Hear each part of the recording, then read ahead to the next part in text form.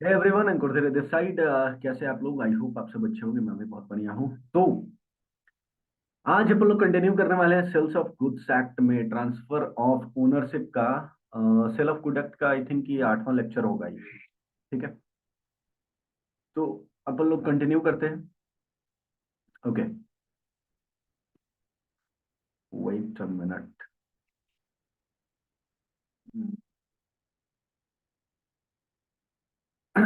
हाँ जी। तो sale under previous sale under the provision of the other act पढ़ लिया था अपन लोगों ने। अब यहाँ से पढ़ना है performance of the contract of sale. Performance of the contract of sale. ठीक है, अरे कब करना है भैया परफॉर्मेंस? राइट, परफॉर्मेंस कब करनी है? तो चलिए देखते हैं परफॉर्मेंस कब करना है। और ये पढ़ना है अंडर सेक्शन 31 से लेके सेक्शन 44 के अंदर कवर होता है performance of contract of sale. ठीक है, बोलते हैं the performance of contract of sale implies. Implies इसका मतलब क्या हुआ? Implies delivery of goods. परफॉर्मेंस का मतलब क्या बेटा?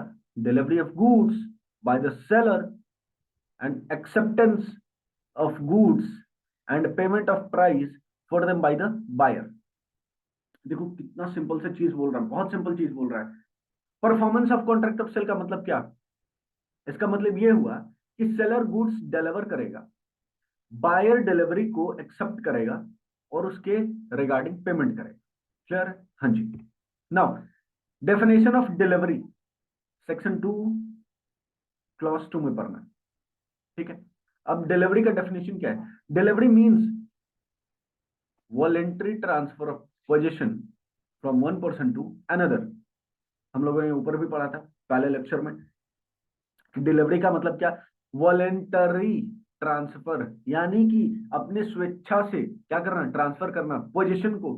किसको? एक इंसान से दूसरे इंसान को। ठीक है, ये क्या होता है? डिलीवरी।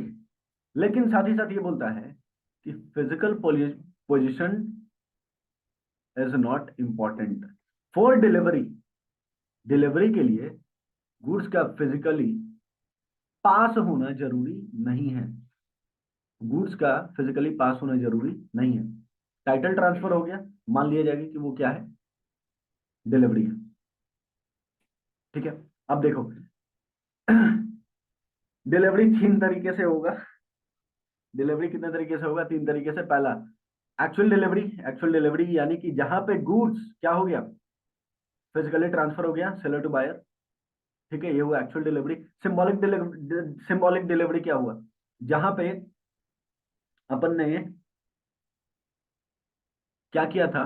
जैसे याद करो, एग्जांपल दिया था मैंने कि होटल गया, तो आप होटल विजिट किए। ठीक है, एक बंदा आता है और आपने आपकी कार की चाबी उस बंदे को दे दी।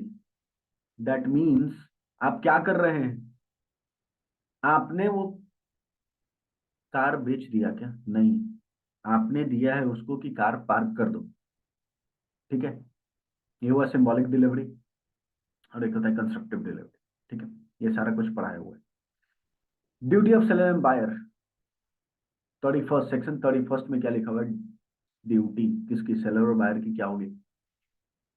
बोलता है कि अगर सेलर की ड्यूटी है गुड्स को डिलीवर करना, अगर सेलर की ड्यूटी है गुड्स को डिलीवर करना, तो बायर की ड्यूटी है गुड्स को एक्सेप्ट करना और पे करना उसके बदले में।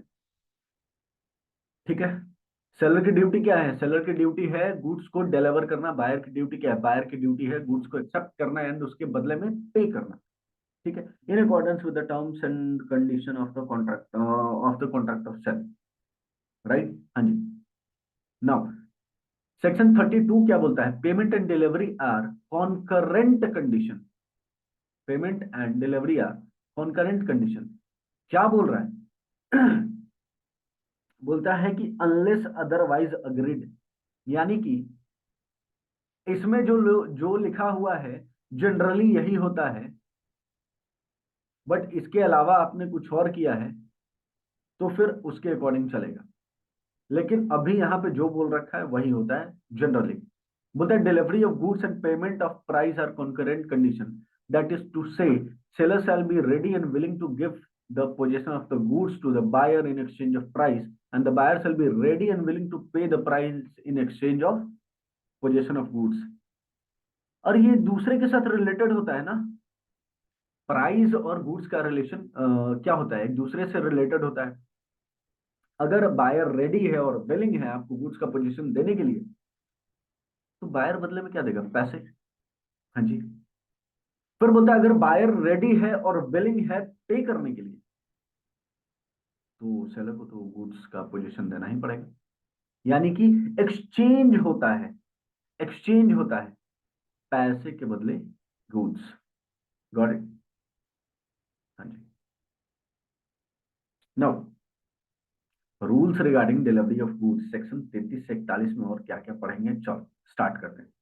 Delivery of goods sold may be made by doing anything which the party agree shall be treated as delivery, or which has the effect of putting the goods in a position of the buyer or any of person authorized to hold them on his behalf। बोलता है क्या, delivery of goods sold may be made. अरे क्या बोल रहा है, जो goods sold हुआ है उसका डिलीवरी कब माना जाएगा, जब पार्टी कोई ऐसा काम करती है या पार्टी को इस तरीके से ट्रीट करती है कि सेलर को लगता है कि भैया गुड्स क्या करना चाहिए, डिलीवर कर देना चाहिए। ठीक है, क्या करना चाहिए, डिलीवर कर देना चाहिए। ठीक। हाँ जी। या फिर बायर बोल दे कि हाँ उसके बिहाफ में जो ऑथोराइज पर्सन है वो गुड्स को रिसीव करेगा। क्लियर। हाँ। Now effect of part delivery, a delivery of part of goods in progress of the delivery of the whole has the same effect। सुन बेटा, for the purpose of passing the property in such goods as a delivery of the whole, but the delivery of part of goods with the intention of severing it from the whole does not operate as a delivery of the remainder। देखो क्या हुआ, part delivery का effect क्या होता है।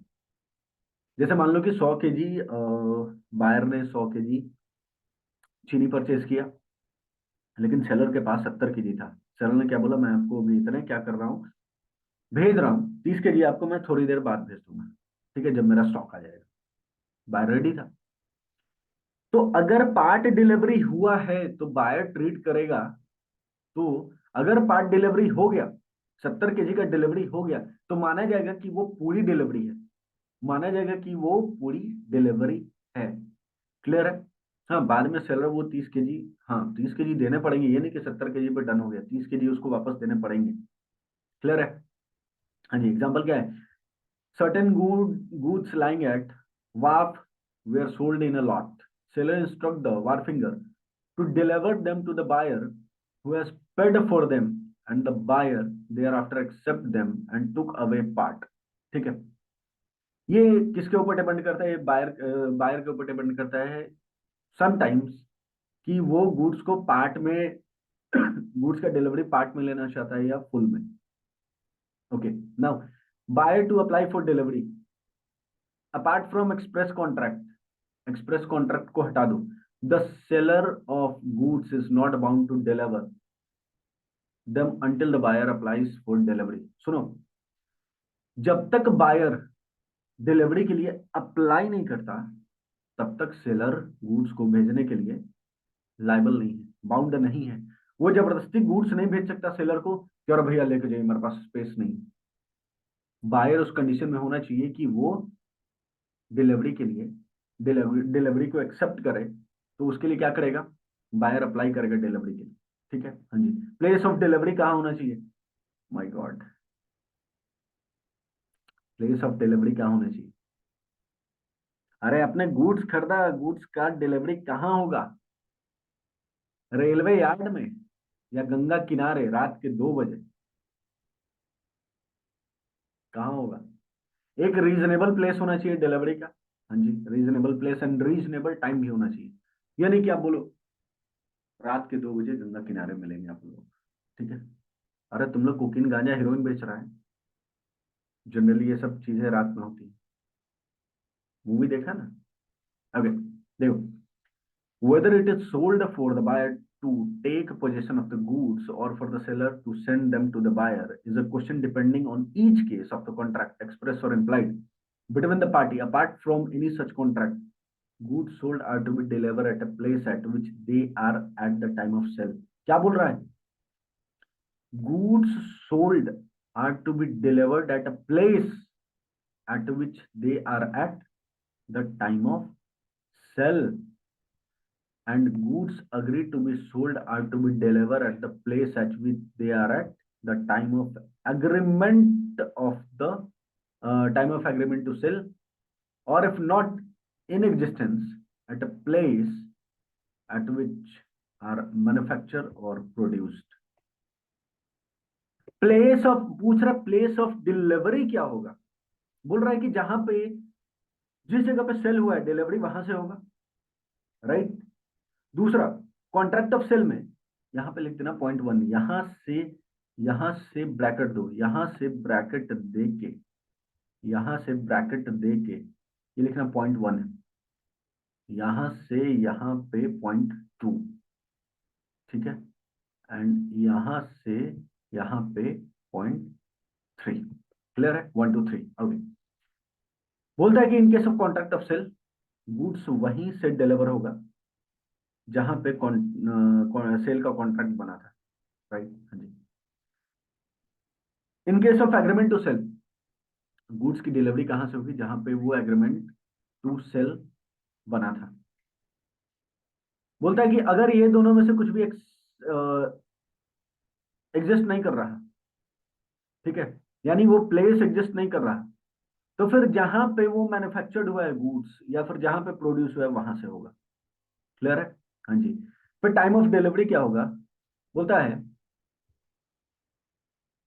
कि seller is bound to send the goods to the buyer.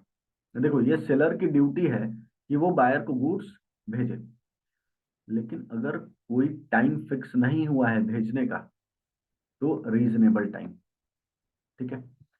अगर कोई टाइम फिक्स नहीं हुआ है गुड्स को भेजने का तो फिर वो रीजनेबल टाइम पे गुड्स जाएगा, ठीक है।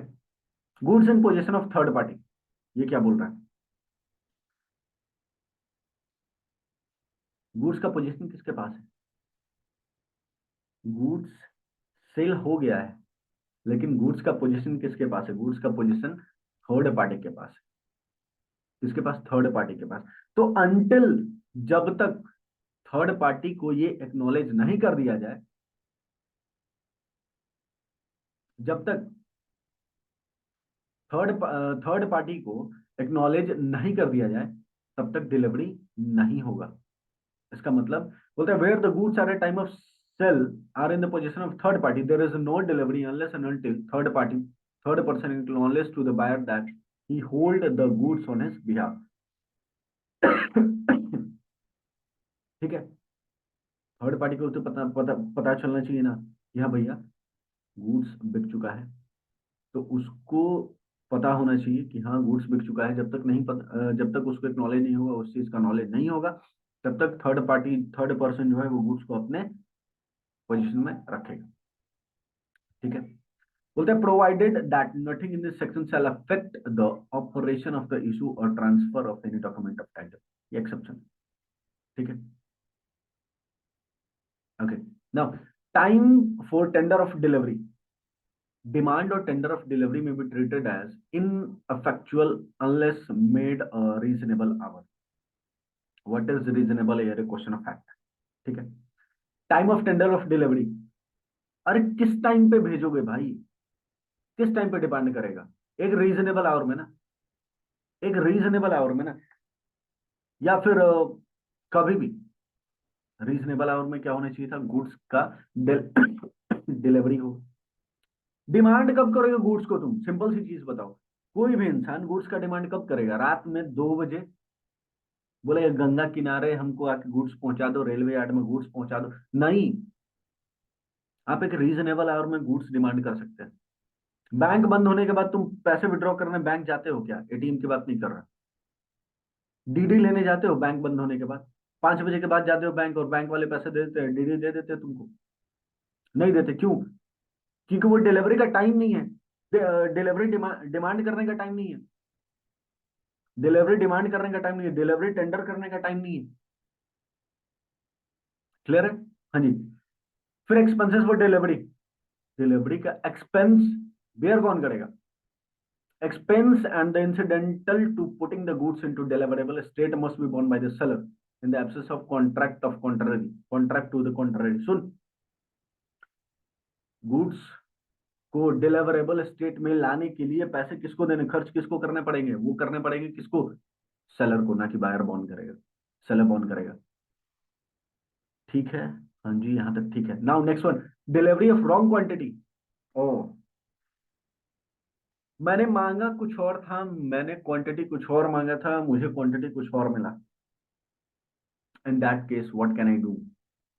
तो इन दैट केस हम क्या कर सकते हैं? Let's see. बोलता है सेक्शन 37 का subsection 1, where the seller delivered to the buyer the quantity of goods less than the contracted to sell।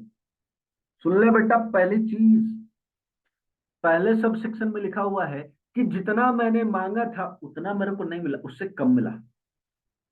जितना मैंने मांगा था मुझे उससे कम मिला।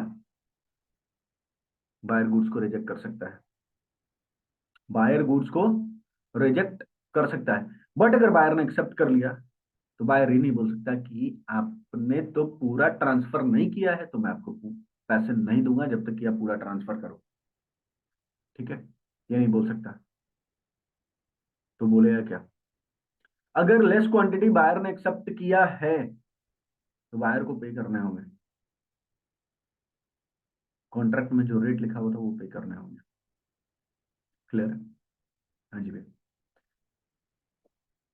फिर बोलता है सेकंड वन इज, अभी कम रिसीव किए, अब नेक्स्ट वन वाला तो ज्यादा ही रिसीव करेंगे। हाँ, ज्यादा रिसीव करेंगे। चल, बोलता है कि सेलर ने डिलीवर किया बायर को गुड्स, ठीक है, और सेलर ने जितना मांगा था उससे ज्यादा मिल गया। हाँ, पहले वाले में कम मिला, इस वाले में ज्यादा मिल गया। ए चल, यहां देखो, ध्यान लगाओ, यहाँ पे फोकस कर। क्रिकेट देखना हुआ, गेम खेलना हुआ, वहां पे तो फोकस इधर उधर नहीं जाता, यहाँ पे फोकस करो। चलो यहाँ देखो, बहुत सारी चीजें हैं जो करने में आपका फोकस इधर उधर नहीं हिलता। यहाँ पे देखो, बोलते क्या है कि, क्या बोल रहा था कि बायर ने जितना क्वांटिटी मांगा था सेलर ने उससे ज्यादा क्वांटिटी बायर को भेज दिया। तो बायर चाहे तो गुड्स को एक्सेप्ट कर सकता है, साथ ही साथ रिजेक्ट कर सकता है। या तो बायर गुड्स को एक्सेप्ट करेगा, नहीं तो रिजेक्ट करेगा। दो केस सब सेक्शन 2 में। अगर लार्जर क्वांटिटी बायर को एक्सेप्ट हो गया, अगर लार्जर क्वांटिटी बायर को डिलीवर हो गया, तो बायर के पास दो ऑप्शन है। पहला, या तो एक्सेप्ट करेगा नहीं तो रिजेक्ट करेगा। अब एक्सेप्ट करेगा तो क्या होगा? एक्सेप्ट करेगा तो ये होगा, जितना के लिए उसने कॉन्ट्रैक्ट किया था उतना वो अपने पास रखेगा, बाकी गुड्स को, रेस्ट गुड्स को रिजेक्ट करेगा। ठीक है? एक्सेप्ट किया तो क्या हुआ? एक्सेप्ट किया तो ये होगा, जितना उसको चाहिए था वो उतना रख के बाकी गुड्स को रिजेक्ट करेगा। और नहीं तो पूरा गुड्स से रिजेक्ट कर दे, नहीं तो पूरा गुड्स ही रिजेक्ट कर दे। If the buyer accept the whole of the goods so delivered he shall pay at the contract. फिर वही बोल रहा है कि आपने जो रिसीव किया आपको पे करने होंगे, आपको तो गुड्स मिल गया, आपको तो पैसे अब देने पड़ेंगे। राइट? हाँ जी। अब ये क्या था? ये था कम और ज्यादा, यानी कि पहला केस में कम रिसीव हुआ और सेकंड केस में ज्यादा रिसीव हुआ। अब अब क्या हुआ? अब ये हुआ, गुड्स जो आया ना वो मिक्स्ड है। गुड्स जो आया ना वो क्या है? मिक्स्ड। यानी एक, आपने जो मांगा था उसमें और भी चीजें मिक्स है। आपने आलू मांगा था उसमें प्याज भी है, आपने आलू मांगा था उसमें प्याज भी है। अब क्या करोगे? बैठ के प्याज छांटो, आलू छांटो, दोनों को सेपरेट करो। ये करेंगे। चल देखते हैं। Where the seller delivered to the buyer the goods contracted to sell mixed with the goods at a different description not included in the contract, the buyer may accept the goods which are in accordance with the contract and may reject the whole। सुन बेटा, हुआ क्या? Mixed goods buyer के पास आया, ठीक है, तो buyer सिर्फ वही गुड्स एक्सेप्ट करेगा जो उसने ऑर्डर किया था, जो उसने, जिसके लिए उसने कॉन्ट्रैक्ट किया था। जो डिफरेंट गुड्स उसको रिसीव हुआ है, या तो वो रिजेक्ट कर दे, या तो वो रिजेक्ट करे पहला, अपार्ट फ्रॉम दैट उसको जो गुड्स रिसीव हुआ है वो रिजेक्ट करे, या फिर दूसरा पूरा ही गुड्स रिजेक्ट कर दे। ठीक है, हाँ जी। The provision of this section are subjected to the use of trade, special agreement and course of dealing between the party। ठीक है। सेक्शन सब सेक्शन 4 में लिखा हुआ है कि सेक्शन 37 का जो प्रोविजन है, ये use of trade, special agreement और course of dealing between the parties के अकॉर्डिंग ये काम करती है। ठीक है, हाँ जी।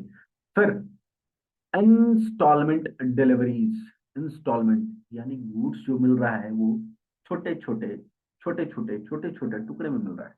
अब क्या करेंगे? अनलेस अदरवाइज एग्रीड, देखो पहले ही बोल दिया, unless otherwise agreed the buyer is not bound to accept delivery in instalment.